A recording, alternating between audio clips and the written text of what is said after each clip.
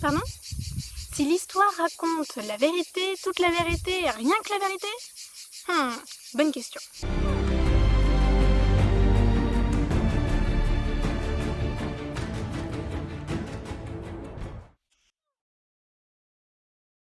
Prenons par exemple Hérodote, qui est connu pour être le père de l'histoire. Il est un voyageur, un fin observateur et un enquêteur de terrain. À chaque lieu qu'il découvre, il va s'informer sur son histoire, sa politique, sa religion et sa culture. Il s'appuie sur des témoignages dans le but de raconter une histoire passée.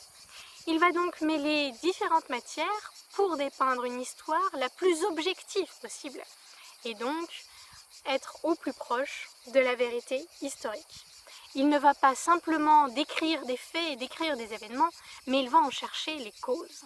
Thucydide est aussi un historien très connu, qui s'attache à écrire un récit le plus objectif possible, contrairement à certains de ses compères, voire même une majeure partie.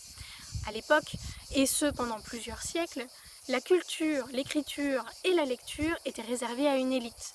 La majeure partie des écrits antiques sont faits pour l'aristocratie et donc les grandes familles. On parle très peu des gens communs, si je puis dire. C'est Thucydide lui-même qui a dit que l'histoire était écrite par les vainqueurs. On pourrait définir l'histoire comme étant le patrimoine matériel et immatériel de l'humanité. Imaginez une recette avec un saladier. Vous voulez faire de l'histoire. Pour faire de l'histoire, vous mélangez un peu d'histoire sociale, un peu d'histoire économique, un peu d'histoire politique et du culturel. Ça vous fait une histoire totale et donc au plus proche de la vérité.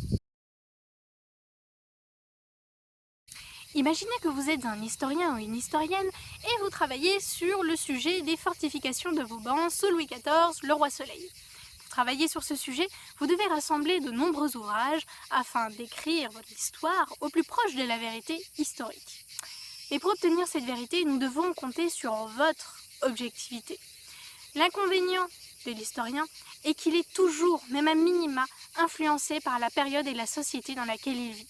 Mais lorsqu'un historien fait de l'histoire, il ne doit pas être influencé par son propre avis et son propre bord politique. Il doit rester objectif dans ses recherches. Pour écrire l'histoire avec un grand H, l'historien va se confronter à des sources historiques contemporaines au sujet qu'il étudie.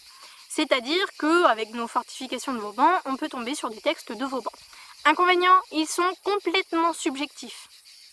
C'est-à-dire que l'historien doit absolument avoir un travail de clarification dans toutes les sources qu'il a.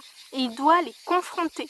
Et donc, pour ça, rester absolument objectif. La différence entre historien et journaliste. Journaliste, subjectif. Historien doit être objectif. Journaliste s'occupe des faits actuels. Historien s'occupe de l'histoire avec un grand H. Le journaliste va être très important pour l'historien des années voire des siècles plus tard, parce que l'historien dans ses sources va retrouver des sources journalistiques et donc subjectives. C'est pour ça que l'historien doit être absolument objectif.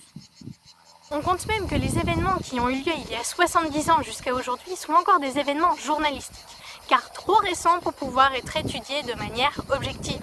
Regardez par exemple la Seconde Guerre mondiale. On a encore des grands-parents ou arrière-grands-parents qui ont fait partie de cette guerre-là. Donc difficile à étudier de manière objective. C'est Henri-Irénée Marrou qui a dit que l'histoire se faisait avec des documents. Oui, pour essayer d'aller au plus proche de la vérité. Et c'est Paul Veyne qui a dit que l'histoire est un roman, mais un roman vrai. Donc, la vérité absolue est encore un idéal à atteindre. Un idéal parce que l'historien est encore, et le sera toujours, influencé par la période dans laquelle il vit et par la société dans laquelle il évolue.